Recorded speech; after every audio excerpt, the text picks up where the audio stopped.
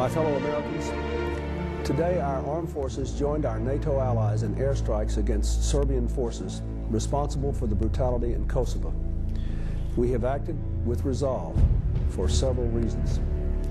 We act to protect thousands of innocent people in Kosovo from a mounting military offensive. We act to prevent a wider war, to defuse a powder keg at the heart of Europe that has exploded twice before in this century with catastrophic results. And we act to stand united with our allies for peace. By acting now, we are upholding our values, protecting our interests, and advancing the cause of peace. Tonight I want to speak with you about the tragedy in Kosovo and why it matters to America that we work with our allies to end it. First, let me explain what it is we are responding to. Kosovo is a province of Serbia in the middle of southeastern Europe, about 160 miles east of Italy. That's less than the distance between Washington and New York, and only about 70 miles north of Greece. Its people are mostly ethnic Albanian and mostly Muslim.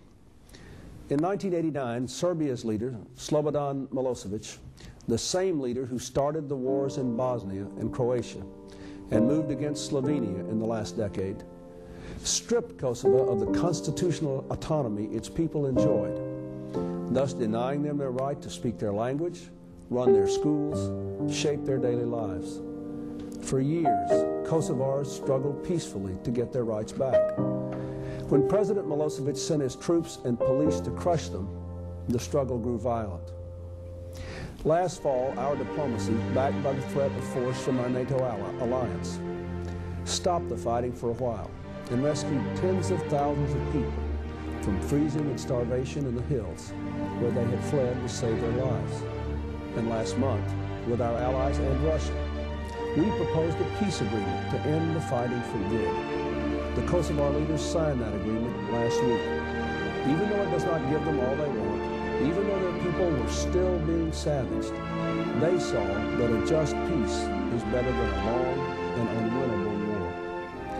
The Serbian leaders, on the other hand, refused even to discuss key elements of the peace agreement.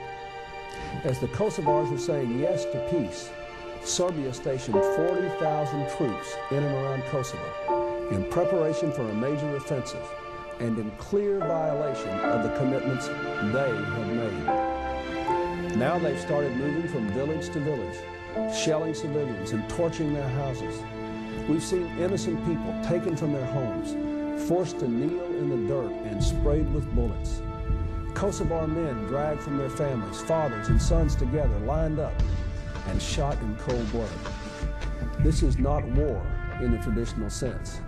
It is an attack by tanks and artillery on a largely defenseless people whose leaders already have agreed to peace. Ending this tragedy is a moral imperative. It is also important to America's national interest.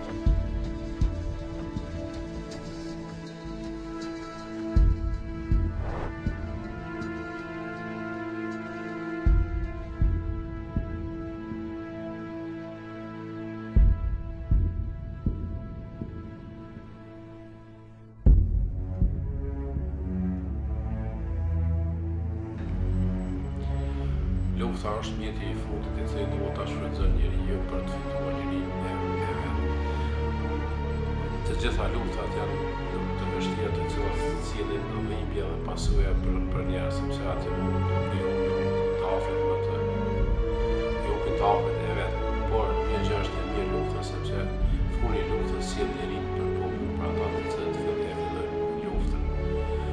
Asnjëherë nuk duhet pasi të shfrytëzohet të gjitha mjetet tjera politike, të gjitha mjetet atë mekanizmi I fundit që duhet përdorur për të fituar lirinë është lufta. Kurse tek lufta në Kosovë ka qenë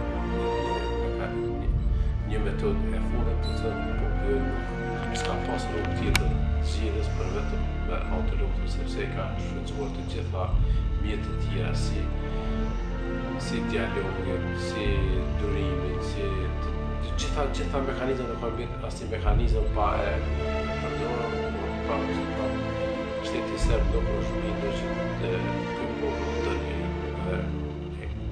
kjo ka ardhur si pasojë të gjitha këtyre scenave, ka ardhur deri te fillimi I luftës. Dhe më në fund erdhe edhe liria, të cilën ne sot e gëzojmë. Të gjitha këto lufta si është shkaktuar, pse shkaktohet? Lufta shkaktohet si rezultat I mohimit të drejtës së një populli, mohimit të drejtës së jetës së lirë të një vend të caktuar. Andaj çfarë nuk të ndodh gjithmonë.